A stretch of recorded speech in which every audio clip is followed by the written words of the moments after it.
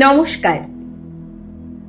নিবেদন করছি বিশ্বকবি রবীন্দ্রনাথ ঠাকুরের লেখা কবিতা ধুলা মন্দির। ভজন, পূজন, সাধন, আরাধনা সমস্ত থাক পড়ে রুদ্ধ দ্বারে দেবালয়ের কোণে কেন আছিস ওরে?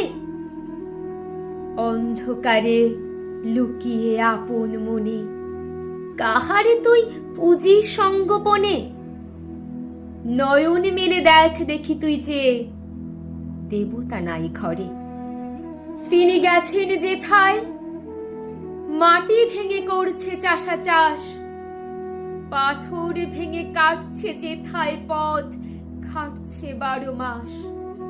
রৌদ্রে জলে আছেন সবার সাথে, ধুলা তাহার লেগেছে 2 হাতে। তারই মতন সূচি বসনে ছাড়ি আইরে ধুলার পরে। মুক্তি হরে, মুক্তি কোথায় পাবি? মুক্তি কোথায় আছে? আপনি প্রভু সৃষ্টি বাঁধন পড়ে বাঁধা সবার কাছে।